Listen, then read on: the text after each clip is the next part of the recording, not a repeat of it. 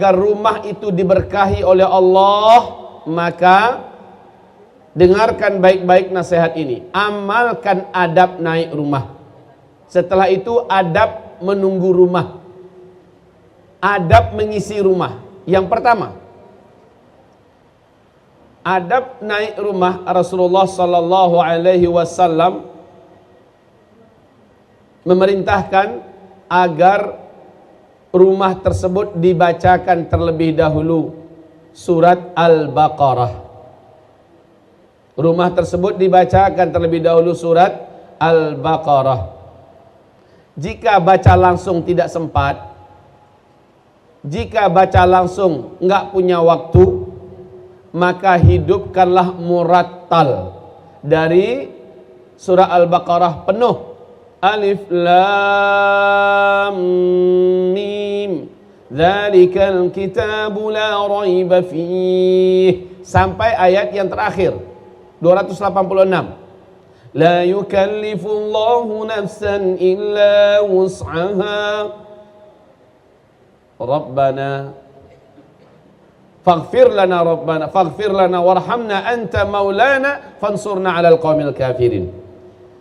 Kenapa surat Al-Baqarah mesti dibacakan duluan?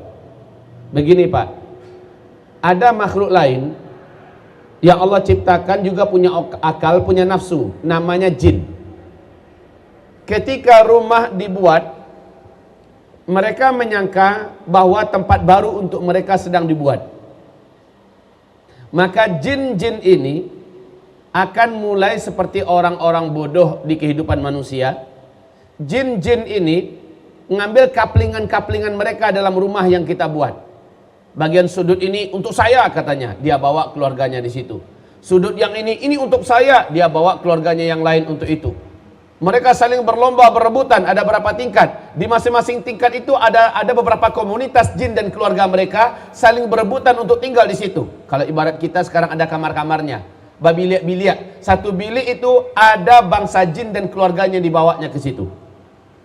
Saat rumah dihiasi, saat rumah diisi, saat itu mereka semakin merasa nyaman. Ibaratnya Pak, tinggal nunggu sertifikat aja untuk mereka lagi. Kalau rumah tidak dibacakan Al-Baqarah, rumah itu wahai kaum muslimin untuk selamanya menjadi hunian tetap bangsa jin. Dan ingat, Nabi mengatakan bangsa jin itu jahat. Apabila kita tinggal bersama dengan mereka di rumah yang sebenarnya adalah rumah kita, tapi dibiarkan mereka di rumah itu bersama kita, satu rumah ini akan diganggunya. Satu rumah ini akan diganggunya. Tidak akan ada kehidupan di rumah itu yang tenang, pikiran yang tenang. Rumah itu akan terasa panas. Anak-anak mengalami gangguan, kita juga mengalami tidur-tidur mimpi-mimpi yang buruk dalam tidur kita. Sehari-hari ada saja gangguan yang tidak membuat kita nyaman dan tenang jika rumah itu tidak dibacakan surat Al-Baqarah. Lanjut, bacakan surat Al-Baqarah full. Setelah itu besoknya hari kedua, Rasulullah sallallahu alaihi wasallam perintahkan kita setiap pagi dan petang bacakan 10 ayat saja lagi dari surah Al-Baqarah. Ya, Bapak, kata Rasulullah, siapa yang membaca 10 ayat dari surah Al-Baqarah di rumahnya, dia niatkan bacaan itu untuk keluarganya dan untuk rumahnya, Allah jamin itu rumah tidak mampu dinaiki syaitan. Allah jamin rumah itu dan keluarganya tidak bisa diganggu oleh syaitan. Apa 10 ayat dari surah Al-Baqarah? 4 ayat pertama. 4 ayat pertama dari surah Al-Baqarah. Lanjut, 3 ayat dari ayat kursi dan 2 ayat setelahnya, sudah 7. Lanjut, 3 ayat penutup dari surat Al-Baqarah. Ya, ini 10 ayat dibaca pagi, lepas sholat subuh, pulang ke rumah, bacakan 10 ayat ini.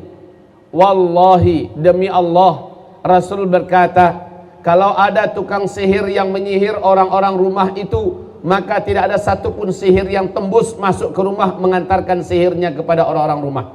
Kalau ada yang hasad dengki, satu hari itu tidak ada yang tembus jika surah Al-Baqarah 10 ayatnya dibacakan. Begitu juga waktu menjelang maghrib. Menjelang maghrib dibacakan juga 10 ayat tersebut. Ingat, membacanya enggak berbisik, membacanya dengan suara jahar, membacanya dengan suara jahar. Bismillahirrahmanirrahim. Enggak perlu seluruh satu tingkat dibacakan sekali, enggak. Cukup di bawah saja, maka terwakili satu rumah. Cukup di bilik kita saja, enggak apa-apa, terwakili satu rumah. Jika ini dibaca menjelang maghrib sampai besok pagi, rumah diturunkan oleh Allah malaikat muaqibat namanya. Malaikat muaqibat ini adalah malaikat-malaikat penjaga khusus dari langit diturunkan ke bumi untuk orang yang membacakan surah Al-Baqarah ini. Ini yang pertama. Mudah-mudahan tidak lupa. Karena ada beberapa keluarga konsultasi kepada saya, Ustadz, kenapa anak saya tengah malam sering menjerit-jerit, menangis sendiri, dan jamnya hampir sama, sampai tegang-tegang gak bisa didiamkan. Salah satu nasihat kami adalah bacakan surat Al-Baqarah 10 ayat dari surat Al-Baqarah di rumah itu. Niatkan bacaannya untuk rumah dan untuk keluarga, pagi dan petang. Setelah dia amalkan, alhamdulillah anaknya malamnya langsung tidur dengan nyenyak sampai besok pagi. Subhanallah. Ini memang gangguan Bapak.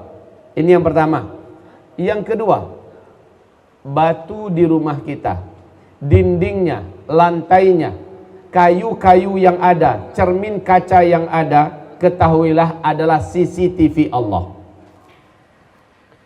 Semua apa yang ada dalam komponen-komponen di rumah kita, seluruhnya adalah CCTV Allah. Dan mereka dapat bertasbih, mereka dapat berbicara, sebagaimana di zaman Nabi, batang kurma, seluruh sahabat bisa mendengarkan bagaimana batang kurma ini menangis. Batang kurma ini biasa dipegang oleh Nabi ketika Nabi sedang khutbah Jumat. Ketika Nabi diberi hadiah satu mimbar khusus, lalu Nabi meninggalkan batang kurma itu dan Nabi duduk, Nabi berdiri di atas mimbar dan hanya memegang tongkat khusus yang diberikan hadiah kepada beliau. Satu jamaah dalam jemaah Jumat itu mendengarkan tangisan batang kurma ini. Kenapa menangis? Sampai-sampai Nabi turun Pak. Nabi turun, dielus-elus oleh Rasulullah batang kurma ini, barulah dia diam. Kenapa menangis? Karena batang kurma ini biasa disentuh, dipegang oleh Nabi, sekarang ditinggalkan. Ini yang menjadikan dia sedih. Ingat Pak, jangan Bapak pikir ini benda-benda mati, aspal benda mati. Ini menurut ilmu manusia, iya benda mati.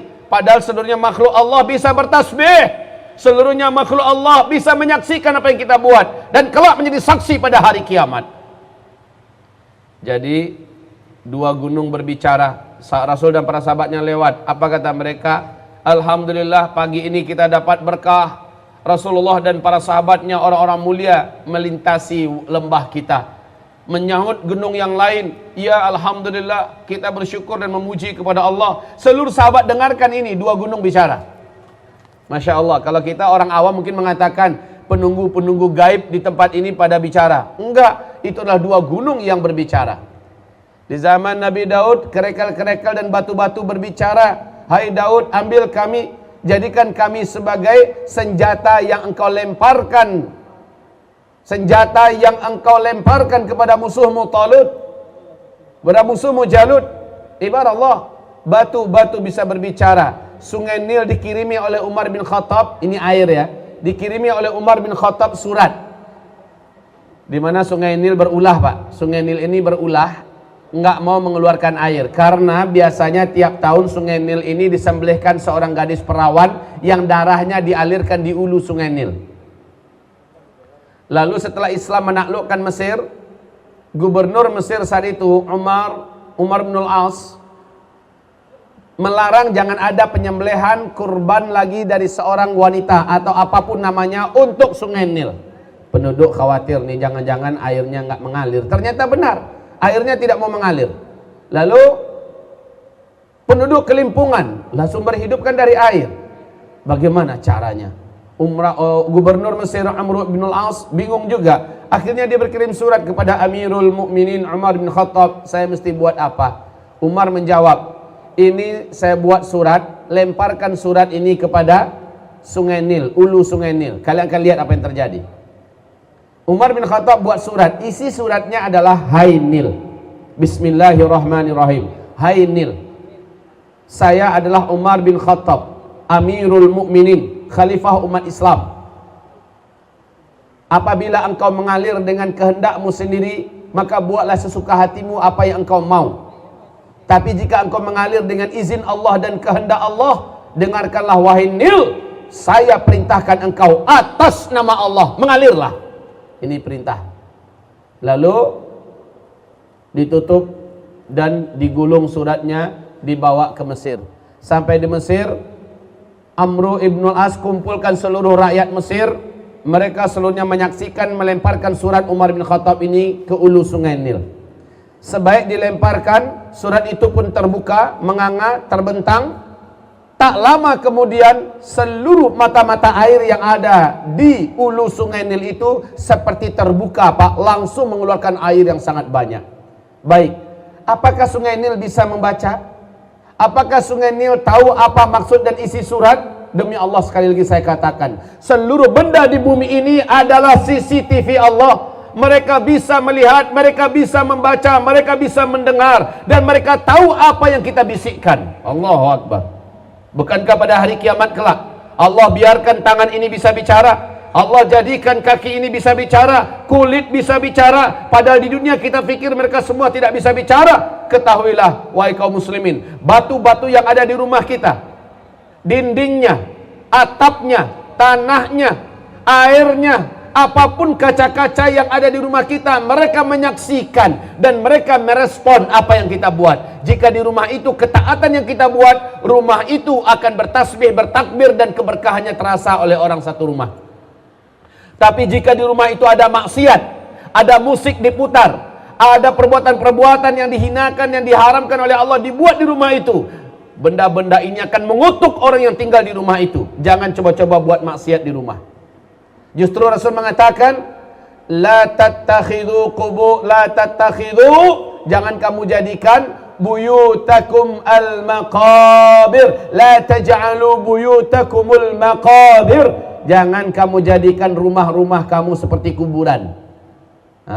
Rumah-rumah tidak boleh jadikan seperti kuburan. Maksudnya apa?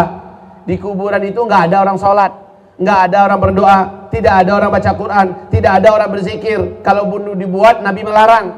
Nah sekarang ada dibuat di rumah macam tuh, nggak ada sholat sunat di rumah, tidak ada sholat sunat di rumah, tidak ada zikir pagi petang, tidak ada baca Quran, sepi dari takbir, tasbih, masya Allah, la ilaha illallah, sepi. Rumah itu bagaikan kuburan. Bapak tahu, kalau rumah sudah dianggap seperti kuburan atau diumpamakan oleh Rasulullah sebagai kuburan, Nabi berkata, seburuk-buruk tempat di bumi ini ada dua. Satu kuburan, yang kedua pasar. Seburuk-buruk tempat di muka bumi ini ada dua. Satu kuburan, satu pasar. Lah kalau rumah kita tidak ada zikir di dalamnya, tidak ada sholat-sholat sunat di dalamnya, tidak ada baca Quran di dalamnya, tidak ada sopan santun dan adab yang hidup dalam rumah kita, rumah itu seperti kuburan. Kenapa Rasul mengatakan kuburan itu seburuk-buruk tempat? Karena kuburan adalah tempat di mana setan-setan dan jin-jin yang ada berkumpul di sana, bermain-main, bergelut, dan membuat markas sentral di situ. Rumah kita kalau sepi daripada ibadah, zikir, daripada baca Quran dan sebagainya, rumah itu akan dipadati oleh jin-jin dan setan, dan orang-orang yang tinggal di rumah itu tidak akan nyaman hidupnya.